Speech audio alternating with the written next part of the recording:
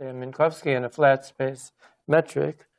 And in that approximation, we found that G00 can be identified with c squared plus twice phi, where phi is the Newtonian gravitational potential.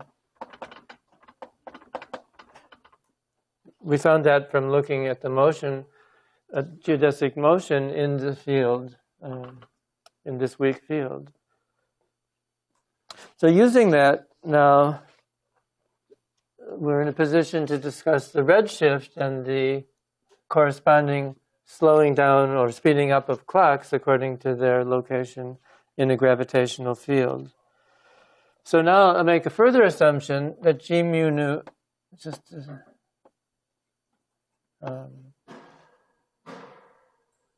which is realistic for something like the surface of the Earth, at least to a good approximation.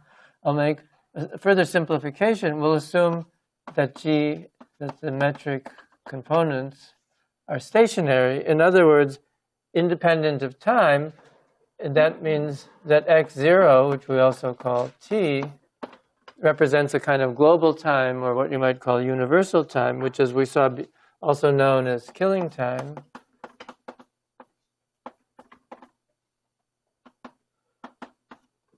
That's the time that makes it manifest that nothing is changing, that essentially there's a symmetry of time translation for the field. And as we saw, I think, a couple of times ago, that means that this is, of course, not proper time, the relation being given by the formula that we always had, except with the c squared put in now. C squared d tau squared, which is, with this convention of signature that we're using for the metric, is minus ds squared, and that's, of course, equal to minus g00 dt squared. If we're talking about just time elapsed on a clock that's stationary in this field. So, in fact, I'll also use P and Q. I'll use the symbol to represent spatial locations. In other words, in this coordinate system, it's designated values of the three spatial coordinates, x, k. Okay. So for a clock that's at rest, whose spatial coordinates are constant, we have, of course, this equation. The dxk's are 0, and therefore taking the square root, we find that d tau is equal. Since g0 is negative, that's the absolute value of g00 times dt squared. So taking the square root, we have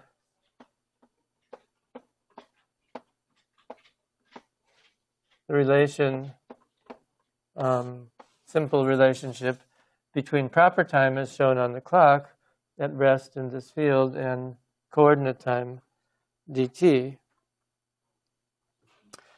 So in other words, proper time, so far there's no approximation here. So therefore proper time advances more rapidly when the absolute value of G00 is bigger. So now consider, let's see what that works out in the case of the weak field. So consider some setup like this. This may be Earth. This be one location. Here's another location, say, at a higher altitude above the Earth. And consider a clock here and a clock here. Then we just saw, well, now we want to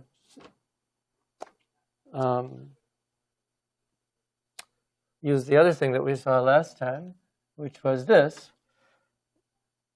So plugging that in, we get that d tau is now approximately equal to, so G0 divided, this is the absolute value of G00 is this, so dividing through by c squared, we get the absolute value of G00 of c squared is 1 plus 2 phi over c squared. Its square root is that. And of course, that's approximately to the same linear approximation equal to just 1 plus phi over c squared times dt, giving the relation between proper time and coordinate time. So notice that interestingly enough, the 2 dropped out again. And so therefore, the change in the Newtonian potential gives you basically just the relative change in the frequency, or in this case, the inverse frequency, in this case, the elapsed time on some clock. So near a spherical body, of course, we have that phi, the Newtonian potential. If it's a body of mass m, then it goes like minus gm over r, or minus kappa m over 4 pi, or 8 pi, sorry, r. Just to remind you the formula for the Newtonian potentials. The main thing is that the clock, so what this means is that the clock, the Newtonian potential, the point here is that the Newtonian potential is, of course, negative, just expressing the fact that gravity is attractive. And therefore, this 1 plus phi is less than 1. And so that means as you get deeper in the potential, this factor gets smaller in magnitude, and it means that t tau is advancing less rapidly than it is at higher altitude. So here, low down, the clock is slow, and high up, the clock is faster. So the conclusion is that near a massive body, clocks run slow. In fact, there's that's very probably familiar to everyone. It's a kind of interesting question that I remember Bob Garroch raised a long time ago. I know some work has been done on it, but I don't know actually whether it's been settled. And the question is, can you do something to make clocks run fast? I mean, clocks, here's something, you can make something to make the clock run slow. You lower it down near a gravitational potential. Everyone knows another thing you can do using the twin paradox. You can make the clock move rapidly, and accelerate in some way, go in circles or something. That'll also slow it down. Is there some way to speed up a clock? Some physically allowed technique? So I've just raised that question. It's an interesting one to think about. As I said, as far as I know, there are some results on it. I know Don Marolf had some results on it related of that, addressing some aspect of that. But I don't actually know what the current status of it is. But the conjecture would be that in some sense you can't. That all the things you can do would actually slow the clock. There was one other point. What was it? Oh, I can't remember the other point that I had in mind. If I remember it, I'll come back to it. So anyway, this is the main conclusion so far, is that the rate of the clock with respect to universal time is influenced by its depth in the gravitational field. Then this can be related to the redshift by a nice thought experiment, Gedanken experiment, that I think might be familiar also, that we can run through. So imagine, so here's this was just a spatial picture here. Now imagine a space-time picture. And so this was the point P that was lower down. This was the point Q that was higher up. So vertical is now to the right. And imagine something emitting light or some sort of signal traveling at the speed of light, say light, and sending it up to the receiver at a higher altitude.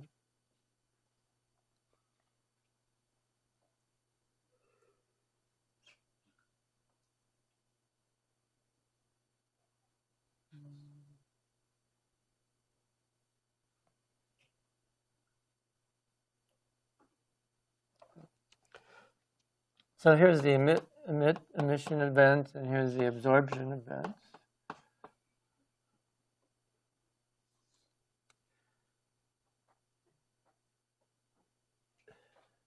Now, so if you imagine emitting, say, a constant wave here, then you're going to receive, of course, a constant frequency wave here. And what we're interested in is the relation between the two frequencies. So, but instead of saying, the claim is that the two frequencies have to be equal when measured in this global time t, in which the metric is stationary. One way of seeing that is, I mean, in a certain sense, that's the definition of constant frequency, but that would be a bit of a cheat. What we really mean is it's a fixed frequency locally. And so you could imagine, instead of a wave train, or instead of, a sinusoidal wave, you could imagine a sequence of pulses, each at the maximum of the wave or something like that. And if you imagine a certain number of pulses are sent out per constant time delta, with a time lapse between them, say as delta t here, then they're going to be received at the same time lapse delta t, because if they didn't, then it would mean that they would bunch up or they would spread out, right? If they were received with a smaller delta t, then somehow you'd end up receiving more.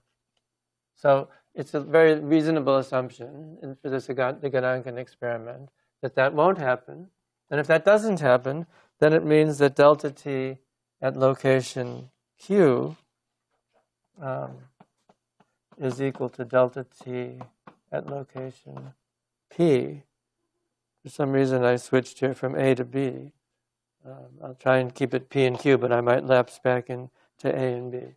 So given that, and given the relation of the clocks, when we say that it's a certain frequency, when we're talking about the redshift, we're asking about the frequency as measured by local good clocks.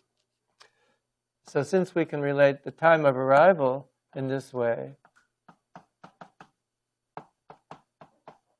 we can therefore relate the frequencies.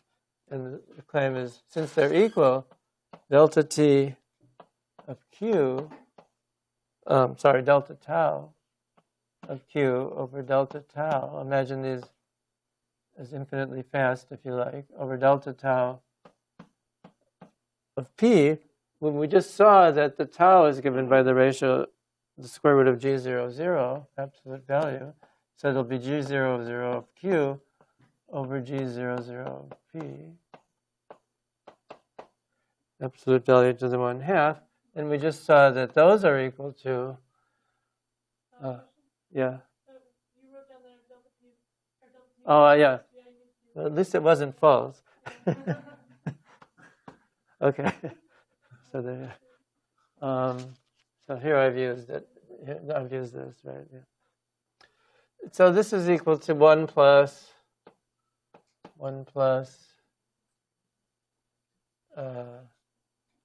We have the square root already. 1 plus phi over c squared at p. What shall I call it? Phi q over 1 plus phi of p over c squared, and that's approximately equal to that, and that's approximately equal to, of course, 1 plus phi of q minus phi of p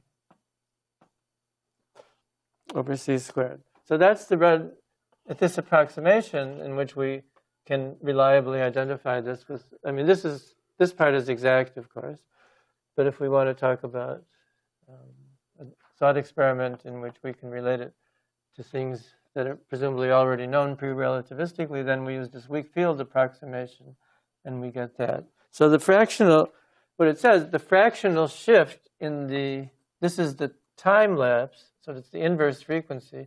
The fractional shift in the inverse frequency is just given by the difference in the gravitational potentials divided by c squared. So let me introduce the symbol delta to mean change, since I've already monopolized this capital delta to mean the time between pulses, or the inverse frequency, if you like, the period of the wave. So I'll introduce delta to mean the change from P to Q. And then what we've just seen is that delta omega over omega is equal, since the frequency is, since this was a period, it'll be given by minus delta, this is delta phi of Q minus phi of P. So this I could have written as 1 plus delta phi over C squared.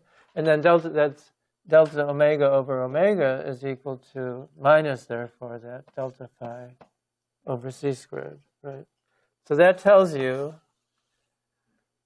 that the frequency, that since phi increases as you go up in the gravitational potential or in the field of the Earth, this becomes negative. That tells you that the frequency is lessened, which is the same thing. If the clock is running fast, if the real clocks are running faster up here, then of course they'll see a given frequency as less when it's constant in terms of the coordinate time. So if they're running fast with respect to the coordinate time, they'll see a smaller frequency. So the light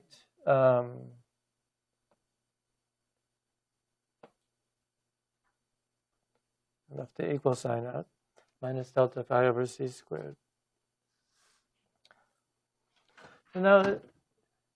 So this is just sort of almost trivial kinematics.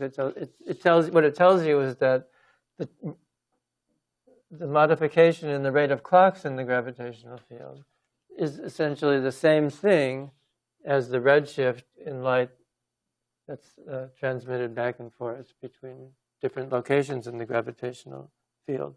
So ascending light is redshifted.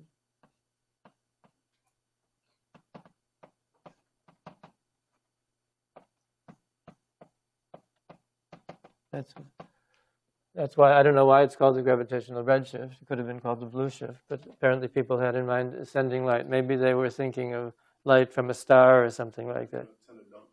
You can't send it down. Well, I don't know. Down into the earth. You can't. Well, but you. On the other hand, if you have someone to receive it, someone has to be up there. They can send it down. I think the first such experiment, I don't know if it was actually the first, but a very early experiment of that form was done in a building at Harvard in the laboratory in Mallinckrodt, I think it was. And I don't actually know if the light was sent down or up, but I wouldn't guarantee that it was sent up. But I mean, they had something on one floor, an emitter and a receiver on the other floor, and measured the frequency shift.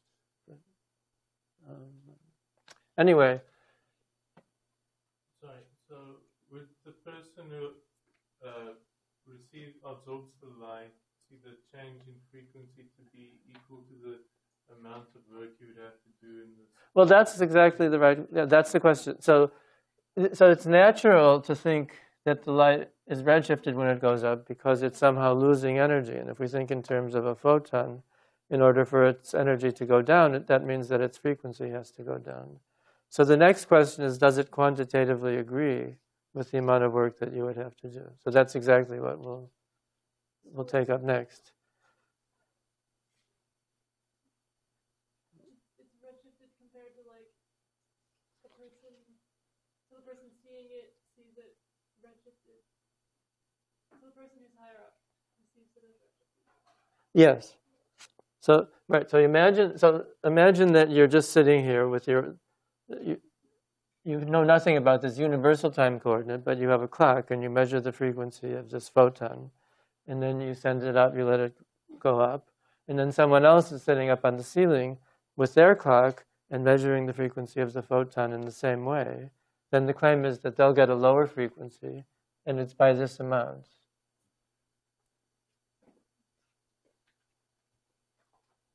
Yeah.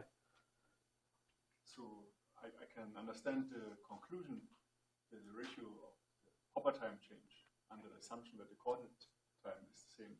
But I still missed what is the physical reason? Why should we assume that in the coordinate time that the frequencies are equal? Okay, first of all, why do you call it frequency? And second, why has it to be the same? That I missed.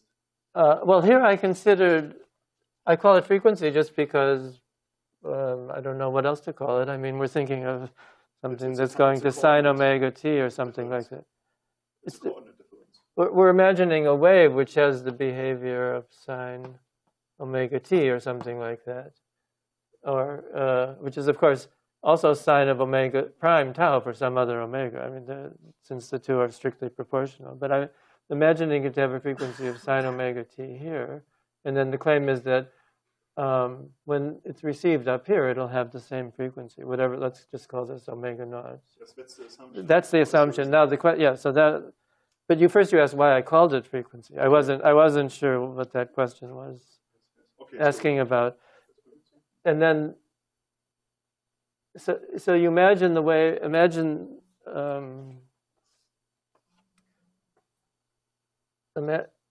Here, this is we're sending the wave this way, right?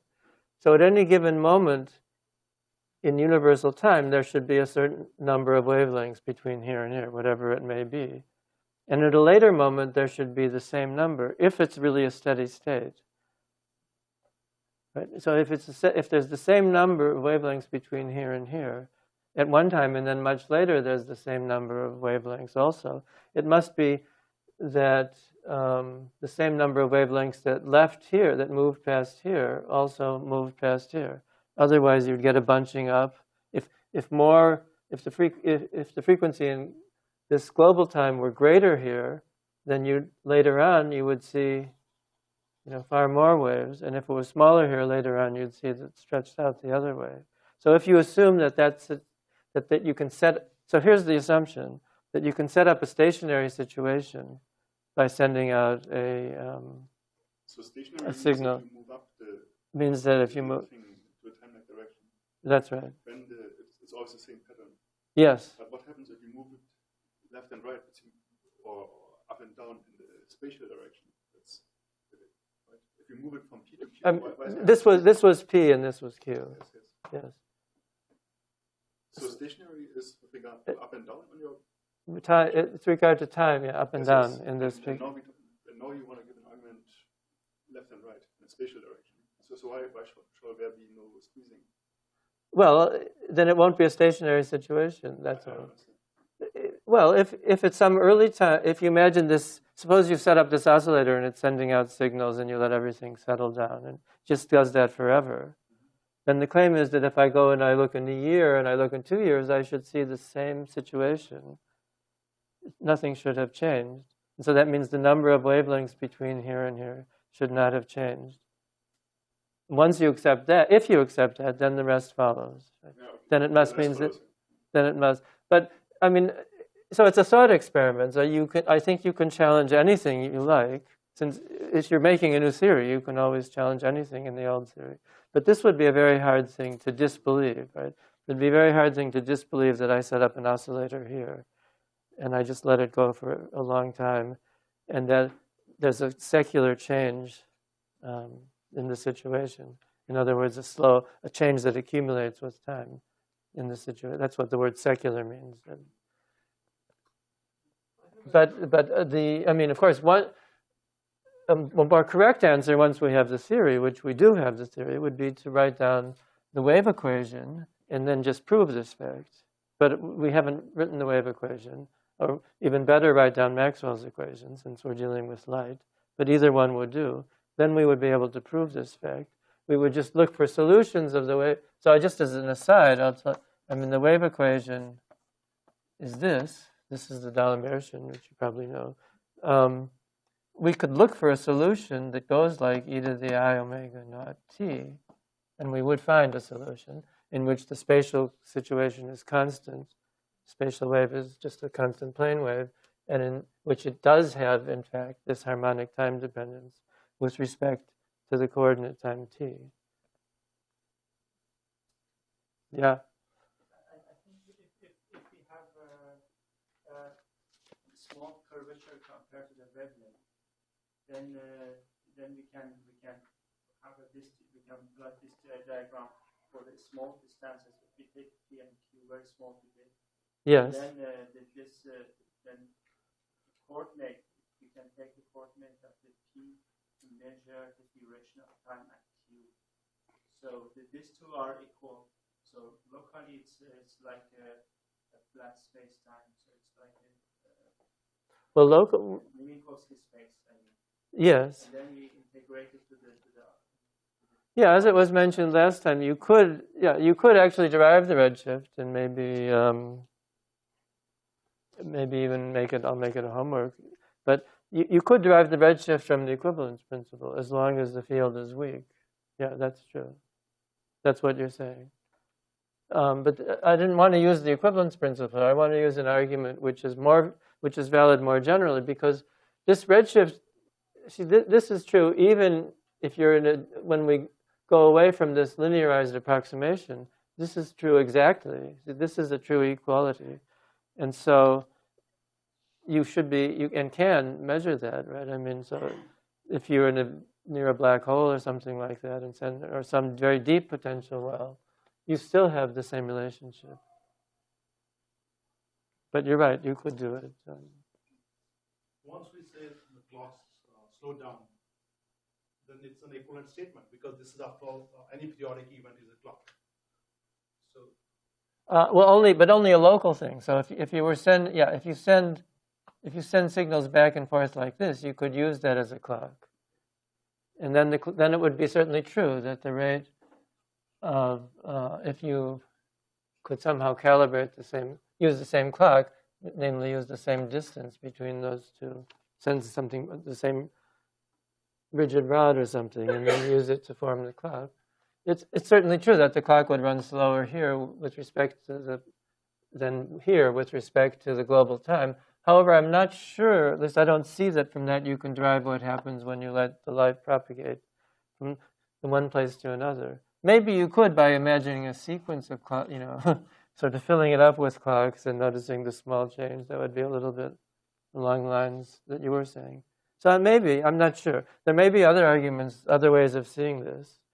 But this is perhaps at least to me, the simplest convincing form of the argument. But anyway, this is a thought experiment. So as I said, so really what you want to see is that a bunch of assumptions that you're making, I mean, we don't have to do a thought experiment now, as I said, to analyze the situation, because we know the exact equations that govern it. But of course, when you're trying to build a theory, it's important to do these kind of experiments to see whether you've come up with a consistent set of ideas. And it's certainly useful for getting a physical understanding of what the theory means. Okay, so everyone's happy, I hope, now with this assumption or this connection between the redshift and the different rate at which clocks run in the gravitational. I hope everyone, at least n-1 people, are happy with this connection. So now, but that's the question that you asked about energy conservation. Let's see if we can relate it to that. So consider the same process here, back in this picture. So now we imagine a photon emitted here. But let's consider exactly the question you asked, which was about whether the work done is the right amount to account for the change in the frequency. So now I'm going to make an assumption which seems, I think, should be superfluous, which is I'm going to assume we're working with a photon. In other words, I'm going to bring in quantum mechanics. There ought not really to be any need for quantum mechanics. But I'm not sure. Well, I think I sort of know what it's doing for us, but I'm not sure enough, competent enough to tell you for sure. And anyway, it's a very interesting question. So I leave it to you to think about whether the argument I'm about to do I could run without using the h-bar at all. Okay, so of course, not using h-bar, what I mean is that I'm going to use the relationship that E is equal to h-bar omega for the photon. So now imagine sending up just a single photon, and imagine that it goes up a height h. And let's track the energy conservation. If the energy conservation doesn't work out, then you ought to be able to design a perpetual motion machine. You know, if you can get, if it doesn't work, you could imagine a process in which you end up gaining a net amount, a periodic process in which you end up gaining a net amount of energy. So how would that be? So you start out with, let's start out, maybe I'll draw it again to unclutter the picture. So let's start out now with, for example, up above, with a photon of frequency omega. Let's see, how do I want to do this? So that's local frequency. I mean the true frequency omega with respect to a clock here. Now imagine lowering it down, say in a box. If we do so that's the first step of the process. The second step of the process will be to let the photon out and let it climb back up by itself. So we'll end up with a photon up here. Now, in lowering the photon down, we put it in a box and we've lowered it down. So in lowering it down, it has a weight, and so it's giving us, we're getting work out, right, from that lowering the photon down. How much work did we get? The first question is, what happens to the frequency, to the local frequency of the photon? So the first claim is, so in step 1, step 2 is here, where we let it go back up. In step 1, I claim that the locally measured frequency is constant. Now, how do we see that? In step 2, of course, we just saw there's a redshift and the frequency will get smaller. So why do I say that the locally measured frequency, if I put this in a box and lowered it down, is constant? So I think there are probably different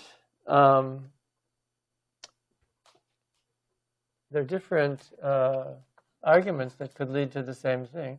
So I should have said, I imagine it lowering it adiabatically. So in other words, very, very infinitely slowly lowering it down. The one argument is the adiabatic theorem, which you know, that if we just imagine ourselves riding with the box, we're seeing something, say the photon is in some wave inside the box, it's in the ground state, there's some mirrors and so on, then we know that it's going to remain in its ground state, and that means that its frequency will also, its wavelength will remain constant, measured in proper units, local proper distance, and therefore its frequency will also remain the same. Okay, so that's one argument. Another argument, maybe you can think of a third, but let me give you a second argument, is if you don't like that one, let's instead of leaving the photon in the box and lowering the box, let's convert it into, imagine it's just the right size photon, we convert it into an electron-positron pair. Then we lower this electron-positron pair down, then we reannihilate them and make a photon. Well, it's the same electron in the same, electron in one place is the same as an electron anywhere else. So we ought to get the same energy and therefore the same frequency. Okay, so there's another argument. Maybe there are other arguments. But the assumption is that the locally measured, the thing we use now in this argument is that the locally measured frequency is constant. In the second stage, it flies back up, and then it goes to, we saw that the locally measured frequency, since it was still omega. When it got down here, it then goes to omega minus delta omega, where we computed delta omega up in that formula. Okay, so the overall effect of this process is that omega goes to omega minus delta omega. Okay, that's the first step. So we have this photon, we lower it down, we get work out, let it fly back up. We have another photon. It's redder, and then the question is it redder by the right amount has it lost the right amount of energy to compensate the work that we got out by lowering it down. Okay. So that's the question.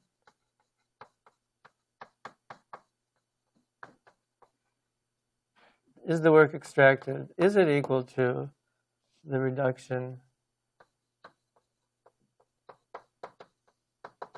in the photon energy? It's just a symbol for a photon. So what is the reduction in the photon energy? That's delta. Oh, since h bar, here's another assumption. H bar is not changing. So the energy is h bar omega. So the reduction in the energy is just h bar times the change, or the change in the energy is h bar times the change in omega. Now what about on this side? How much is the work extracted? Well, now I'll make another assumption. I'll assume that the photon just acts like, gives a mass. We'll use the E equals mc squared formula for the photon's mass. I'll call that m. And we'll assume that in lowering it down, it exerts the gravitational force that you would expect from that mass. If you don't like that, imagine that we first converted it into electron and a positron, just two massive particles in the normal sense, and then we know that their weight should be whatever is given by this expression, where m is E over c squared. So the question is, are these equal? Well, we just said that m was h bar omega over c squared.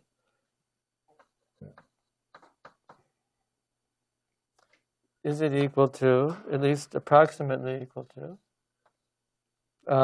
h bar delta omega?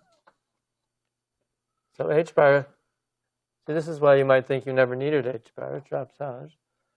So the question is it true that delta omega is over omega? Well, is this true? If we divide it through, then it says, the trivial algebra, it just says delta phi over c squared is approximately equal to delta omega over omega. But that was the formula that we had there, up to a sign. I seem to have got, if I trace something somewhere, the work extracted is, that would make the work negative, right? Because phi is greater higher up, so I better call the work extracted here. Okay. So indeed, they agree. So that's a very nice. If you're trying to create the theory, it's a very nice hint that you're on the right track with these concepts. Conversely, if you believe this argument, then you would be able to conclude, to the extent that this is a conclusive, convincing argument, you would be able to conclude that energy conservation must imply the redshift, right? If we just read this argument backward, and then we just saw before that the redshift applies, in fact, it's the same thing as the slowing of modulo. I shouldn't say the same thing, but modulo 1 dot, it's the same thing as the slowing of clocks. So so this is an argument that shows you that the gravitational field must have some influence on geometry involving things like measurement of proper time, if you want a consistent notion of energy conservation. So it's another way of seeing why one would expect, once you know quantum mechanics, and here, as I say, I'm not sure whether we really needed to know quantum mechanics for this argument. But certainly, once you know it, then you can sort of see that there has to be something like a redshift, completely independent of things like the equivalence principle.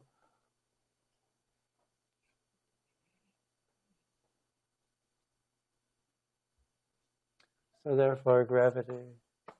You already see that this is another way of seeing that there's some connection between gravity and geometry. But geometry, that's just short for the metric tensor, GAB, of course, in this situation. Then as pointed out, someone pointed out once or twice already, you could also get this result from the equivalence principle, and so that's another nice consistency of the theory. So that's all I wanted to say about the redshift in general. And then I think it might be fun to apply it to another interesting thought experiment that apparently was important historically, which I'll mention in a second. But is there any more questions on this, what we just did?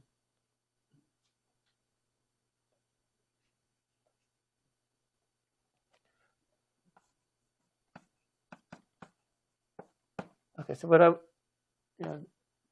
I thought it would be fun to look at the connection between this, or to apply what we just learned to this delta E, delta T thought experiment, which I've recently come to doubt whether we really know the historical story. So the story behind this is that there was some meeting in Brussels, and Einstein was trying to argue against quantum mechanics, which he didn't like, and that he laid down this challenge to say that that you could violate the delta T, delta E uncertainty principle, and if you took gravity into account, and then quantum mechanics would be inconsistent. And then Bohr and other people tried to answer, and they all got together and thought it out, and they found out that there was actually a flaw in the original. So it was supposed to be this big showdown. But then recently, I think, was it Anthony Valentini and a co-author wrote a book on this conference, and they I mean, they got a hold of the proceedings of this conference, and they wrote a whole book about it. And apparently they could find nowhere in the proceedings any reference to this whole debate. So if it happened sort of off camera or something like that. So I'm no longer sure whether the story, which I learned from reading an article by Bohr, I'm no longer sure whether he was telling the truth, or let's say whether he was remembering correctly the story. I doubt he completely fabricated it, but what the exact situation is, I don't know. Nevertheless, it's a very interesting question. Here, let's look at a place where we could, there's a suggestion here of a kind of experiment where you, at first sight, might imagine that you could violate this delta E, delta T uncertainty relation. And the thing which saves you is precisely this gravitational redshift. So here's the picture of the experiment. So what we're doing, in a certain sense, is producing a kind of unstable system. And for an unstable system, this delta E, delta T uncertainty relationship is much harder to state in a precise form than the delta P, delta Q one. But one thing that it certainly means that you're familiar with is that there's a relation between lifetime of an unstable state and line width of an unstable state, right? The line width, the variation in E, the uncertainty. This delta here now means uncertainty or spread or something like that. Fuzziness. It doesn't mean change in the energy now, like it means, standard deviation in energy, something like that. So delta E, delta T could be thought of as like in that way. And more generally, that's a special case of some more general statement, which is that any process that does something at all in a time delta T, if it really does something besides just sitting there and doing nothing, and if that something happens in a time T, some change takes place in a time delta T, then the spread in the energy of the wave function must be at least delta E given by that. It's just Fourier analysis, right? If you have something that's varying with time as a pure sine wave, then nothing ever changes. Quantum mechanically, literally nothing changes because it's just a phase. And so if you're going to make something change in a time delta T, you need a superposition of different frequencies. And this is the expression of that fact. So now let's think let's carry this over. That's kind of mathematical argument. Let's carry this over. I didn't draw this big enough. So what's going to something that's going to happen is we have a little clock in here, which I don't know how to draw. This doesn't look much like a clock. How do we draw it? Oh, here. Okay. Well, imagine that as a clock. It's reading 12:15 or something. So the point is, it's a self-contained, sealed system. It has a clock, and it has a door, which can be opened or closed. And there's a photon inside. And then at a certain time, as measured by the clock is set, it'll open the door and the photon will go out. So we'll make a transition from having the photon inside to having the photon outside. So it's as if this particle decayed, emitting a photon, turned in, this box with photon turned into a box without photon plus photon. So some decay took place.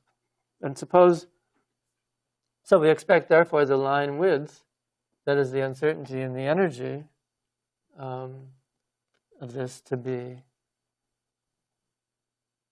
if we think in that terms, then this can be called line width, to be related to the uncertainty in the time at which this happens by that relationship.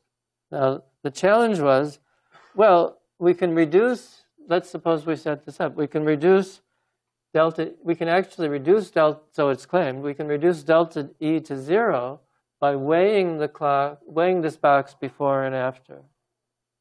That's actually why I put it on this spring, because we're going to use that spring to weigh it.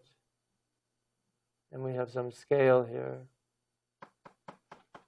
We use that. So, but it doesn't matter how you weigh it in this abstract challenge. So we weigh it before and after, and since we know how much its weight has changed, we know exactly how much energy has been lost. But then, at the same time, we set this clock, and this can be an arbitrarily accurate clock, and so we can know the exact time at which the door was opened and the photon was released. So this transition took place at a very precise time. We don't have to worry about the time it takes the photon to fly out. We could imagine reducing that as much as we want. So we know, the claim is, we know both the time and we know the exact energy released, energy of the decay product. So what's wrong with that?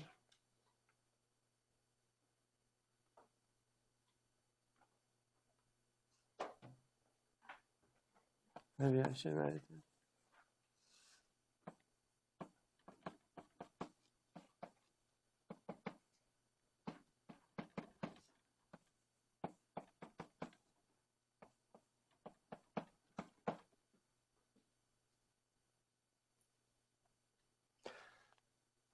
Well, okay, so I gave away, so you might think how you get around this. But one obvious source of delta T is, we said that delta T was as small as we like, but that's only true if we know the height of the clock exactly as we want. But if we know the height of the clock very precisely, then we can't weigh it, right? Because the only way you can weigh it is to release it, let it bounce around a little bit, and there'll be some indefinite, there'll be some unavoidable bouncing around because of the uncertainty principle, or the PQ uncertainty principle. If you know the height exactly, then it means the momentum is completely indefinite in the vertical direction, and look, this box will be flying all over the place. So if you want it to be approximately staying at a fixed location so that you can read this, then it has to have some spread in its delta Q, or delta whatever I call this. If I call the height Q, you can't. If it has, if you make delta Q too small, then you can't weigh it. And if you make delta P too small, then you won't know where it is. So there's the germ of an answer. Now let's see if the answer is if we can turn that into a derivation of the uncertainty relation in this case. So I'll call the height Q now. Now we just... And the clock speed depends on that. And I'll let T be the time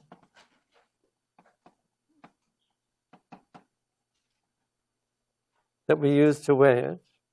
Okay. And now, while we're weighing it, its height is going to be uncertain, and therefore the rate at which the clock is running is going to be uncertain. And that's going to introduce a delta T. And if we don't weigh it precisely enough, that will introduce a delta E, right? Because the whole point was to learn E by weighing it. So let's remember the clock rate. We had the formula. Did we have the clock rate is 1 plus, well, I'll write it again. I can't see it there. We know that the rate of the clock is proportional to 1 plus phi over c squared. And now we're in a constant gravitational field at this approximation. So phi is just equal to, oops.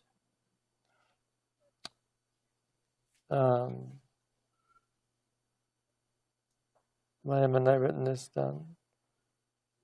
Well, anyway, we know phi is equal to GH, but that's GQ. Try and get my notation straight.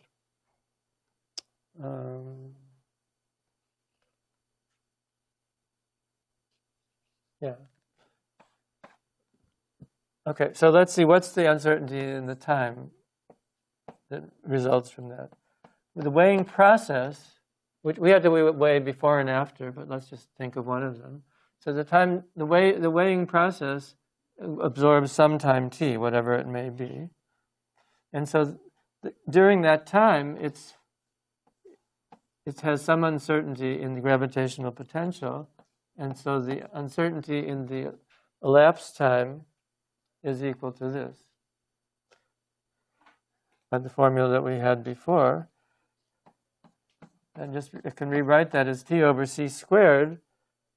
And then what's here? Yeah, that's right. So what is the uncertainty in phi? It's given by the uncertainty in height times delta phi delta height. Right. And delta phi delta q, the change in the gravitational potential with height, is just equal to the acceleration of gravity. So that's equal to T over C squared times G, the acceleration of gravity, times delta Q. Right? So this is whatever it is that everyone learns that I can never remember because they start using meters. But what is it? 9 something times 9.8 something. Anyway, this is the 9.8 or something. Meters per second squared or something like that. Okay, so using MKS instead of CGS. So anyway, so this I can't even remember it in CGS now. But anyway, that's the acceleration of gravity at the Earth's surface. So that's our first equation. So putting it together, delta T is about equal in order of magnitude to G over C squared times capital T, the time it took to do the weighing. That's, of course, under our control to some extent. We can allocate more or less time to do the weighing, but we can't make it arbitrarily short. Now, why can we not make it arbitrarily short? So suppose we want an accuracy of delta m in the mass that we weigh. I claim, so I'll give 2 arguments for this. The reason for giving 2 arguments is obviously I think that neither one is 100% conclusive, but maybe you can be convinced. But I'll give the second one if there's time, but the first argument is simpler. So if we want to distinguish m from, that means accuracy delta m, that means we want to distinguish m from m plus delta m. The claim is that we need to wait long enough for this difference delta m to have produced an acceleration produced through the acceleration of gravity to produce a momentum which is greater than the uncertainty in momentum that this object has. If you see what I mean. In other words, so the claim is that we need. So what is this? Is the momentum? This is the force, mg, on this box, and t is the amount of time that the force is acting, the gravitational force that's always there. And that's producing a certain amount of momentum. If we want to see, for example, we have to know whether the box is at rest on average in order to say that we've weighed it correctly. You just can't look where the pointer is and then the box flies around. You have to let the scale settle down always to see. So the claim is that the settling down time has to be at least as great as the uncertainty in the momentum of the box itself.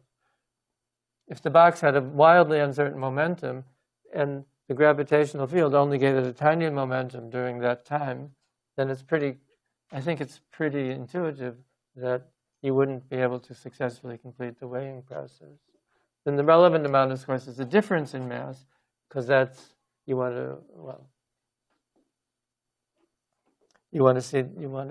the accuracy to be such that you can see that difference. So hopefully that's convincing. If we believe that, then we can work out the uncertainty in the energy. It's just equal to the uncertainty in the mass times c squared, and the claim is, did I write? I think I wrote. I don't. Yeah, I had in my notes right, but I didn't write it right here. It's g times delta m times t should exceed delta p. And so what this says is that delta m should be greater than delta p over gt. So delta mc squared should be greater than, in order of magnitude of greater or equal to than the c squared over gt times delta p. Okay. So this is that's equation 1. And if you, by this argument, that's equation 2.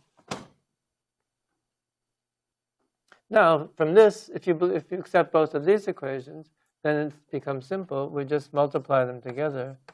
Delta E delta T is then greater than, in order of magnitude, greater than or equal to g over c squared times t times delta q times c squared over gt times delta p. Okay, so the c squareds go out, g goes out, and t goes out. And so that's just equal to delta q, delta p. So what we've done is we've related the energy-time uncertainty relation to the position-momentum uncertainty relation. And so if we believe that, then of course you need an input somewhere. So that's greater than the order of h bar. Yeah.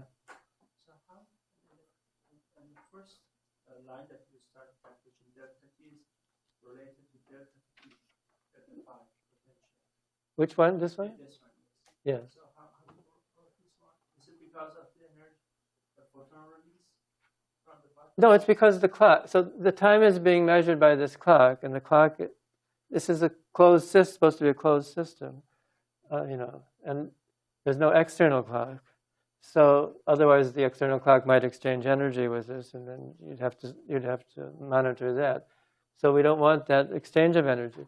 So this clock is the one that determines when the door is opened, but the clock will run at a different rate depending on how high it is in the field. And the claim is that during the weighing process, which both precede and follow this experiment, but let's look at the one preceding it. That suffices. During the one weighing that precedes it, the height of the clock must be uncertain. And since the height of the clock is uncertain, the amount of time that it will elapse on it is also uncertain. But The amount of our time, from the external time. but this happens once the photon is released from the box. No. It starts to oscillate. No, it oscillates. No, the question is, how do you weigh something? So you have to clamp it down, but not too tight, right? If you clamped it down too tight, because of the uncertainty principle, as soon as you released it, it'll start flying around. So you have to sort of clamp it down in a kind of loose way, and then you have to let it free. I mean, that first part is just so you don't start with some crazy, highly stretched initial condition where it starts flying around. So you want to put it somewhere near where the equilibrium point would be, then release it, and then watch it and see that it has, in fact, come into equilibrium. And the claim is that that process of watching it to see whether it has come into equilibrium has to take a time, some finite time t, which is, if you believe my argument here, is given by, has to be at least as big as delta p over g delta m, where delta m is the accuracy you want. So during that, it's just during that time of watching it and verifying that it's actually correctly weighed, some uncertainty in the clock reading accumulates.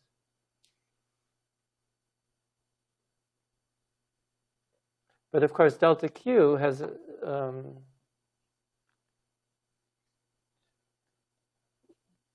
what do I want to say? No, I think that's all I need to say, I think.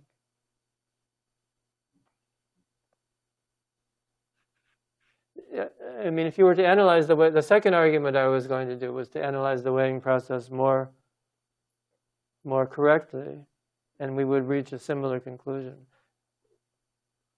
It's obvious because you need, to the extent that there's an uncertainty in the height, you obviously will get an uncertainty in the weight, given proportional to the acceleration of gravity.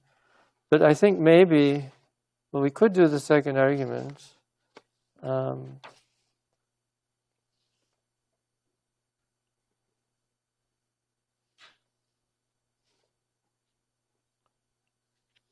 Maybe I'll put it off for now, because I wanted to make a start on the discussion of tensors. But so is the argument clear, roughly? During the process of weighing, an uncertainty in the reading of the clock relative to the external clock will accumulate. And because that time of weighing is not arbitrarily short, what it depends, according to this, what it depends on is the uncertainty and the momentum. The more you reduce the uncertainty and the momentum, the shorter you can make the time. But then, of course,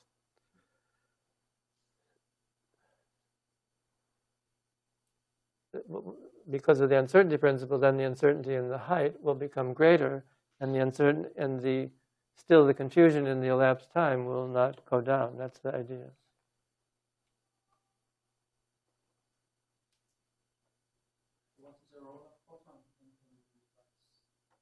The role of the photon? Oh, it's just to make a nice story. It's just something. It doesn't really have to be. It just needs to do. It could be anything, really. It's just to make a nice analogy. I mean, this is how the story was written down by Bohr, but I don't know that it plays an essential role. But it makes a nice analogy with the decay of an unstable particle. The real statement is that a box like this, I mean, that's a good question. Yeah. The photon is not really essential. The real statement is that some process that is made to happen at a definite time cannot happen in a system whose energy is more definite than delta t, where delta E and delta t are related by this.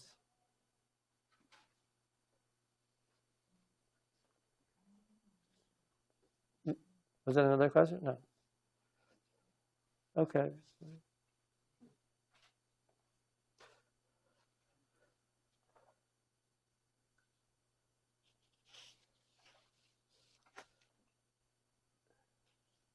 So I'm debating whether to give this other. So, but why don't I let you think, those who are interested, think about it. See if you believe this argument that I gave here, this inequality, this half of the. If you can come up maybe with a better proof of it or a better demonstration than what I just gave. On the other hand, if you don't believe this, can you come up with some other argument that would lead to the same result in the end? I claim I did work out such another one in which we thought of this as a harmonic, this box here as a harmonic oscillator. And we used, let's see, what exactly? We used the fact that in order for the weighing process to complete, this oscillator should go through at least one full oscillation. And if you don't wait long enough to see that it stops going down and bounces up and is going back and forth about some equilibrium location, then you really you can't be sure what you found. So if you put that as so if you actually model this as a quantum harmonic oscillator, and you put that constraint that the weighing process should last long enough to see one oscillation, you can derive the same inequality without directly making this assumption. So that's I leave that also for you to to play with. So if someone wants to raise it next time and is still interested, I can show you that argument with the harmonic oscillator. But maybe for now I'll just leave it as something to think about.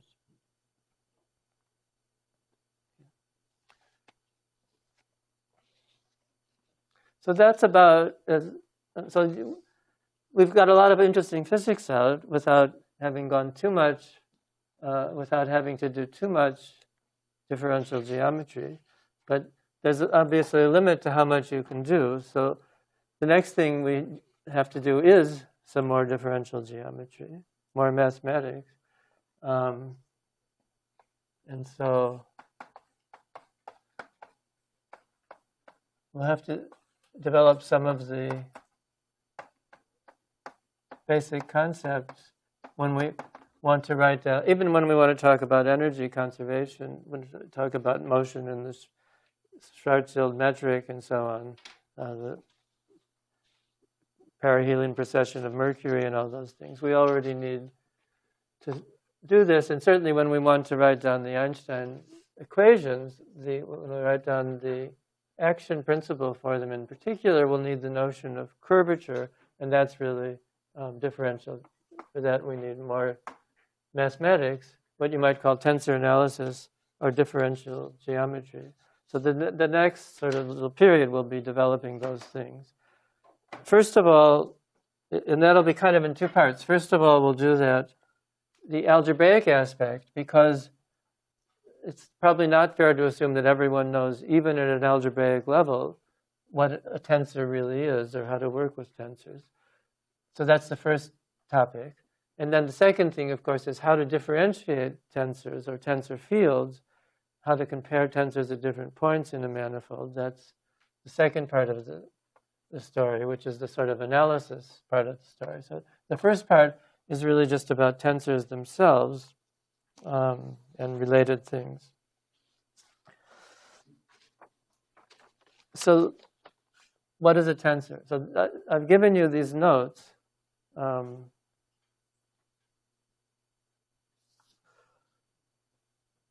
Which you can read more or less what I'm going to tell you now, maybe in a slightly different order.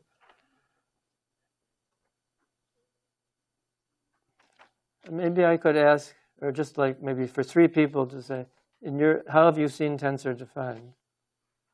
Just. I've seen it defined in a few ways.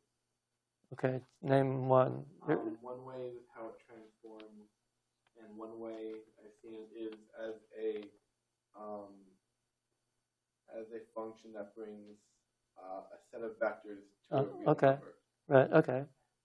Okay, that's two. That was pretty much what I was going. The same two? Has anyone seen a third? No? Okay, so I'll give you a list of about 6 or 7. Those two will be on the list, but it's not the one that is going to be our main definition. But the fact that there are so many different ways of thinking about tensor obviously is one of the things that makes it useful. So it's not like one has to be better than the other.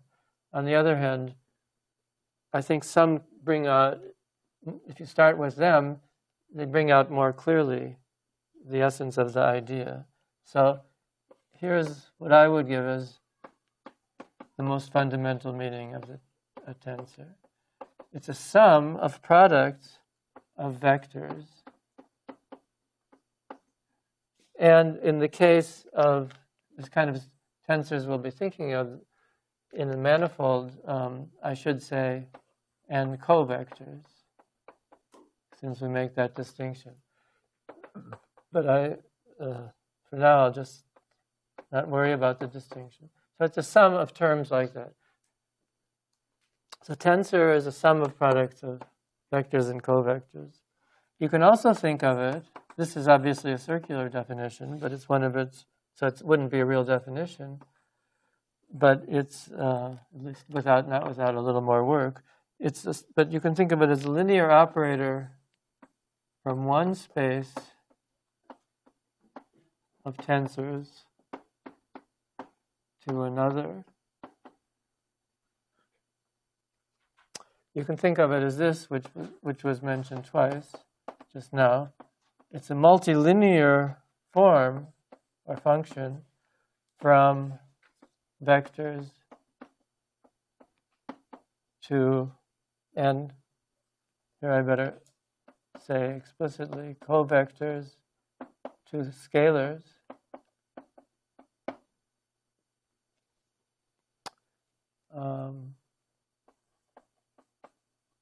It's a certain type of geometrical object.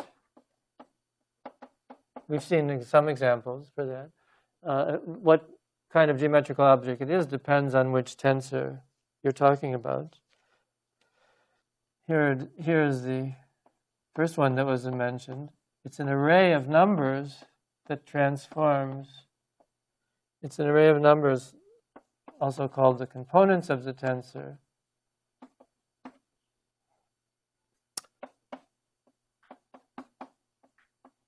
that transforms in a certain way, to be specified, of course, when you change the basis, under change of basis.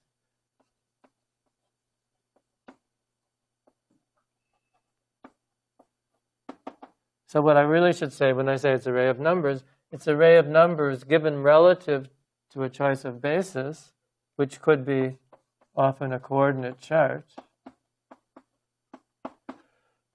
So given a basis, you get a bunch of numbers, and it transforms in a certain way when you change the basis. Here's a very fancy one that no one mentioned. So it's an element of a vector space, which is called V. So here we're dealing with tensors that are made by multiplying together vectors from V1 in some possibly different space, V2, and then forming a sum like this. I won't say more than just to mention this, but it arises, if you use this definition, it does simplify some of the proofs, and it makes it easier to see that certain things are well defined, but it arises as a solution of a so-called universal mapping problem. This is the sort of category theory way of thinking about a tensor. And then the final one, which is, it's a symbol decorated with some indices. Okay, that's which is not 100% of a joke, but maybe it's 70% of a joke. But it's related to this notion of abstract index, which we'll be using.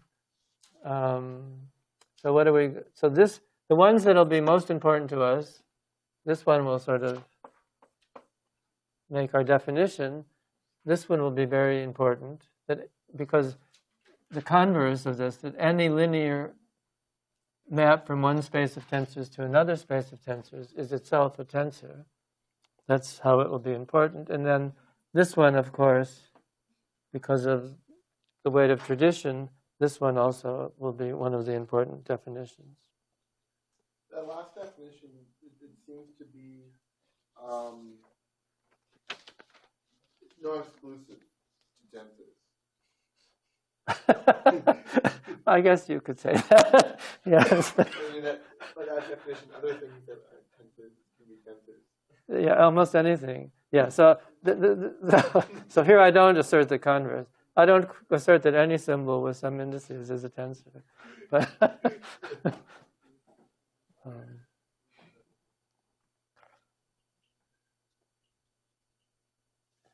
okay. So now, in a little bit, I want to say a little. I will make this notation precise. We've just introduced some sort of. We've introduced some sort of symbol which is called tensor product.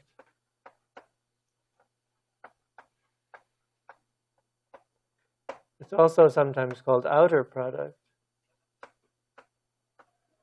as opposed to inner product, which takes two objects and gives you a scalar.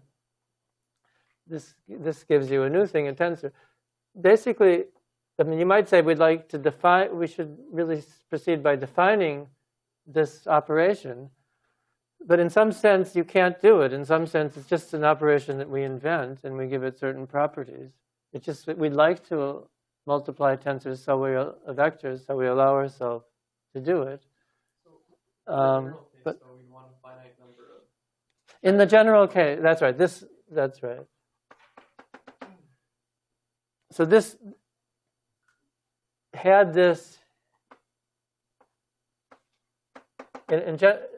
So had U and V both, had there be just two, and U and V both belong to the same vector space, which will be for us usually the tangent space to a manifold, this would belong to what's called V tensor V.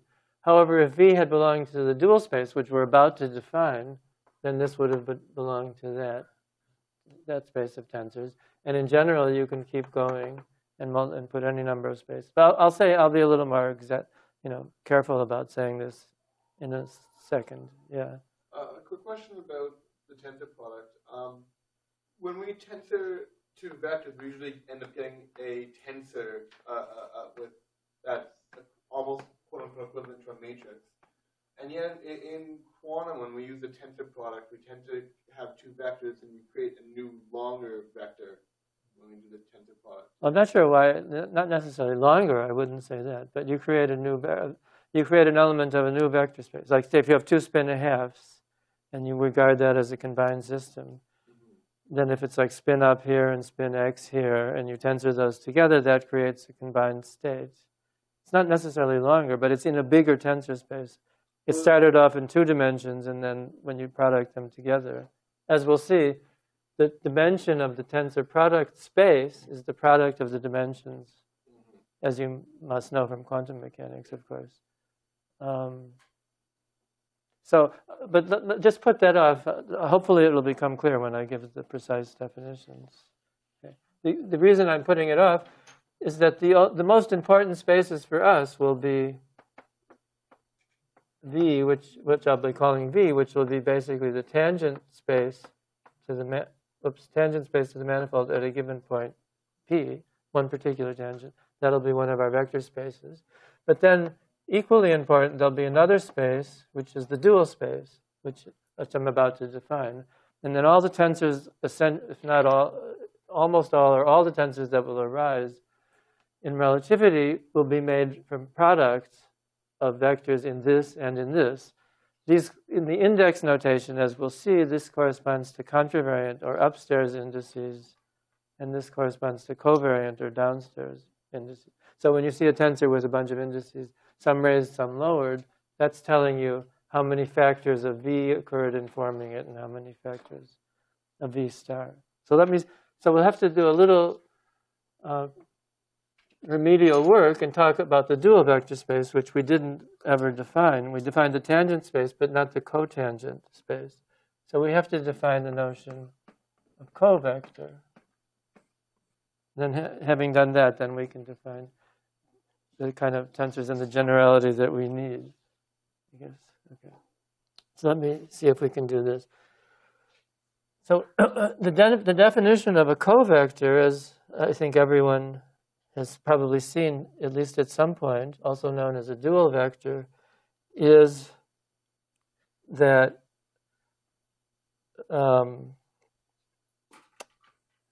it's an element of the space V star, which in turn is defined as the space of all linear maps from V to R. So we can, I'll call it, for now I'll try and keep a notational distinction between vectors and dual vectors. But maybe I won't fully keep it, but I'll try to use Greek letters for the covectors. So this is a linear map from the vector space into the reals. Oops, such that omega is linear.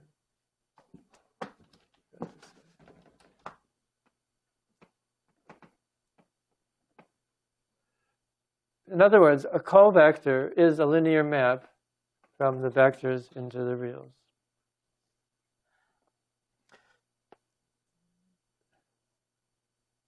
This means that you can define that there's a notion, just by definition, there's a notion of inner product that'll take a vector and a covector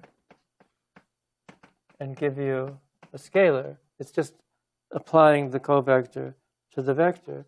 So basically, if this pair is omega and v, we want to make the inner product between this covector and this vector. We do it just by applying omega to v. There are different notations for this. We can say omega of v. We can just say omega dot v. That's often used. Or we can just make a more neutral notation like this. Looks just to put together omega and v. And you can even write it in the other order in this case. This one emphasizes that there's a kind of duality between, in the end it turns out it doesn't really matter if you start with the omegas and you get the v's as the linear maps, or you get start with the v's and get the omegas. Maybe I'll start with mentioning that next time, but let me finish just by giving a picture. Remember, at various times I've tried to emphasize that it's always possible to think of any geometrical object in a pictorial way. And a covector is definitely a pictorial object. So how do we think of it? So let this be the tangent space to some manifold at P. So with respect to that vector space, the zero vector represents the point P, if you like. Then we know, so this could be V equals tangent space to the manifold at the point P. We know that a vector then is basically just given by a second point in that tangent space. Or if you like, it's given by the arrow that goes from the origin to that other point.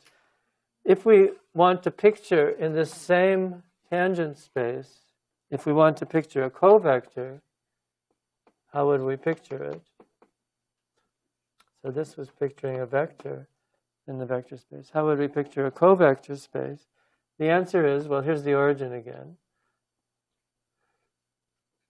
You picture it, instead of by an arrow going through, originating at the origin, you picture it by a plane that doesn't actually go through the origin. And if you like, so this is a codimension 1, a hyperplane, so this will be a dimension 3 plane. I'll just draw it as a line, thinking of two dimensions here, 1 plus 1 dimension. And you can think, if you like, it's nice to also draw the parallel plane through the origin. So it's a pair of planes. And if you like even more, you can just keep going. So it looks like a sort of foliation or partial I don't know what to call this, but a stack of parallel planes. That represents a covector. And how does it represent a covector? Well, it represents a covector in the following way, that if V is a vector, I'll call this omega, or what shall I call these planes? If V, no, I don't know, well, I'll call it omega, but I mean this plane.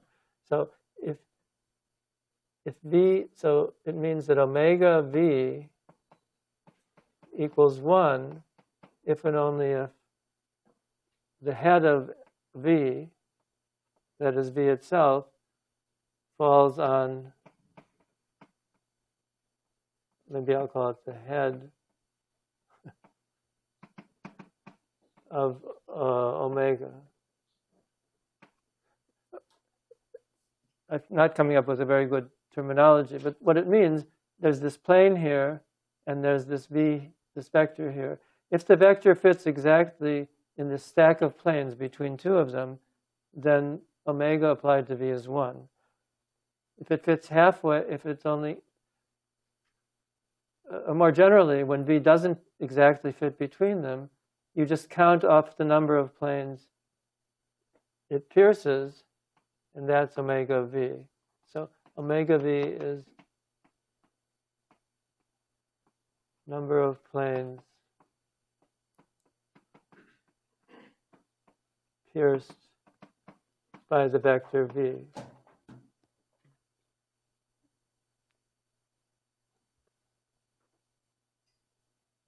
So what we've done here is take the locus of all points in the vector space such that omega v equals 1. You remember we used that to represent a metric tensor, for example, by taking the locus of all points in Minkowski space in which the GAV, the norm squared of the point in Minkowski space equals 1. So this is essentially the same trick used again, but in any case, it shows you more clearly, in this case, not only how you can recover the vector, but it shows you how you can find the length. It shows you how you can find what it means geometrically to apply a covector to a vector, or vice versa. It shows you what this inner product means. We'll also see when we come to discuss gradient that you could think, well, I'll come back to this, say it again, but you could think of these as the lines of constant height of a gradient of some height field or some field. You'll see why it becomes natural to think of a covector in terms of a bunch of parallel lines when we come to the particular kind of covector that's a gradient of a scalar field. Anyway, you can try and convince yourself.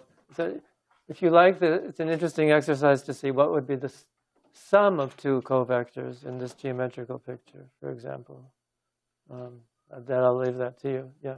So what decides the spacing between the planes? It is the gradient that decides. Well, no, this is the covector itself. So yeah, I should have mentioned that. So if I draw a different spacing, that's a different covector, or if I draw a different orientation, that's also a different covector.